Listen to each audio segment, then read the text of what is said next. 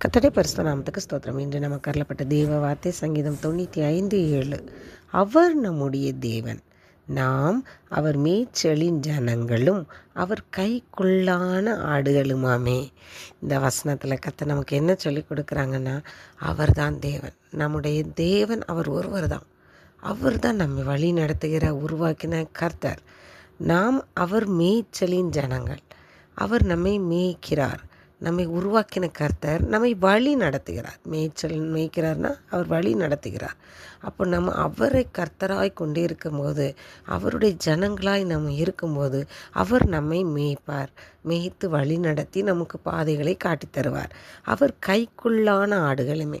எந்த ஆடுலாம் மேய்ப்பனோட கைக்குள்ளே இருக்குதோ அது கரெக்டாக மேய்ப்பன் சொல்கிற வழியில் போகும். கையை விட்டு மீறி வெளியே போகும்போது தான் மேய்ப்பன் காட்டுற வழி அதுக்கு தெரியாமல் என்ன செய்கிறோம், சிக்கி போயிடும். இந்த பொல்லாத உலகத்துக்குள்ளே சிக்கி போயிடும். அதே போல் தான் நாம் அவருடைய வார்த்தைகளுக்கு கீழ்ப்படிந்து அவர் கண்பட அவர் கைக்குள்ளாக நம்ம இருக்கும்போது நம்முடைய வழியை அவர் காட்டுற வழியில் நம்ம போய்கிட்டே இருக்கலாம். உலகத்தில் இந்த பக்கம் என்ன நடந்தாலும், வலது பக்கமும் இடது பக்கத்தில் என்ன விழுந்தாலும் அது நம்மை பாதிக்காது. ஏன்னா நாம் மேய்ப்பனோட கைக்குள்ளே இருக்கிறோம். அது கையை நம்ம மீறி போகும்போது தான் அவருடைய வார்த்தைகளுக்கு கீழ்ப்படியாமல், அவருடைய சத்தத்துக்கு செவி கொடுக்காம நம்முடைய மனம் போன போக்கில் போகும்பொழுது தான் என்ன பண்ணிடுறோம், இந்த பாவ உலகத்தில் சிக்கி நம்ம மாட்டிக்கொள்கிறோம். அதனால தான் நம்முடைய கர்த்தர் அவருடைய வார்த்தைகளுக்கு கீழ்ப்படியணும். அவர் நம்மை மேய்க்க வல்லவராய் இருக்கிறார். அவருடைய பாதைகள் நமக்கு செவ்வையான பாதைகளாக இருக்கும். அதனால் இந்த நாளில் கர்த்தர் சொல்கிற வார்த்தைகளை கீழ்ப்படியக்கூடியவர்களாக நம்ம இருக்கணும். சங்கீதம் 95:6 என்ன சொல்லியிருக்காங்கன்னா, நம்மை உண்டாக்கின கர்த்தருக்கு முன்பாக நாம் பணிந்து குனிந்து முழங்காட்படியிட கடவும் வாருங்கள்னு சொல்லியிருக்காங்க. நம்ம உருவாக்கின கர்த்தர். ஒரு ஆடு மேய்ப்பனோட சத்தத்தை கேட்டு மேய்ப்பன் எப்படி போகிறானோ அதுபடி போகும்.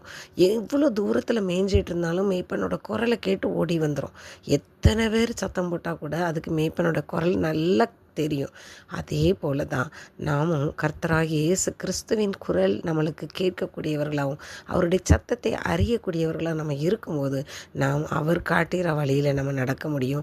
நம்ம தேவனை நம்ம பணிந்து குனிந்து நம்ம வணங்கணும். எப்படி ஒரு ஆடு மேய்ப்பனுக்கு கீழ்ப்படிந்து நடக்குதோ அதே போல் நம்ம அவருக்கு கீழ்ப்படிந்து அவரை பணிந்து கொண்டவர்களாக நம்ம இருக்கணும்.